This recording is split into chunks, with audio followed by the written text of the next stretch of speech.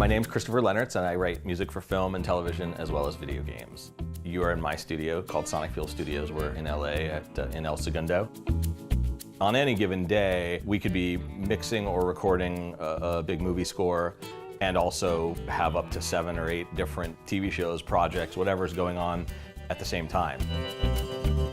Alex Bornstein has been working with me for over a year now and is now sort of running the show in terms of all things tech, music, and audio. Chris has a pretty large-scale setup that involves 2 Mac Pros, his sequencer computer on one Mac Pro, and Pro Tools on the other for printing stems, and 2 PC units that function as sample machines.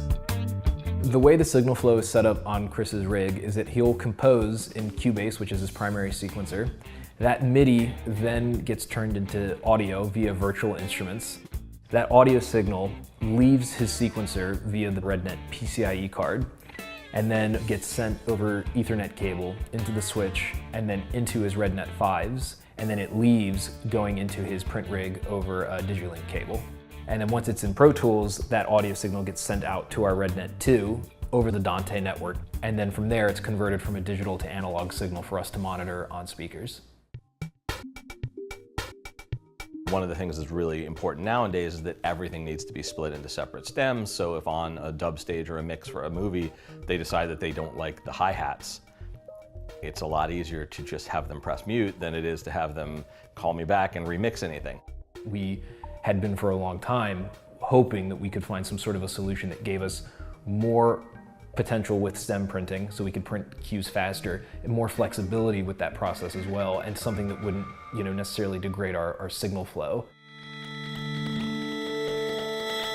We had done a lot of research, and we were ready to go to a MADI system. And really, we'd put together the equipment list. We knew what we were going to buy, and I had called the person we had been ordering a lot of gear from, and he was the first person to turn me on to RedNet.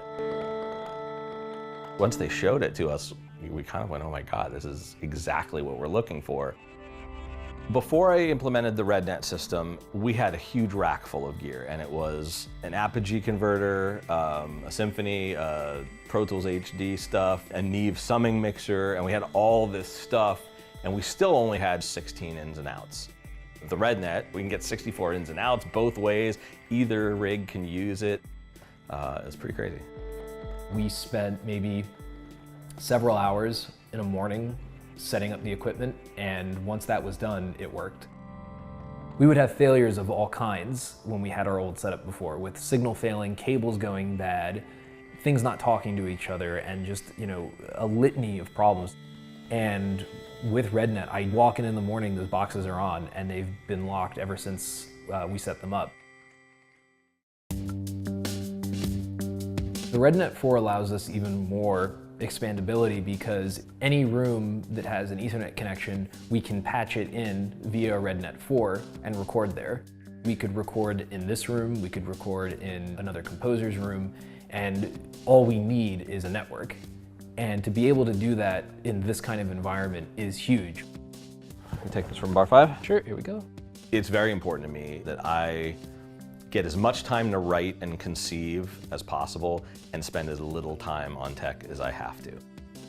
To not be losing days of printing and all that stuff and be able to then take those days back to either finally see my kids or write better stuff, be able to come up with themes without having the clock ticking quite as loudly, that's well worth it, absolutely.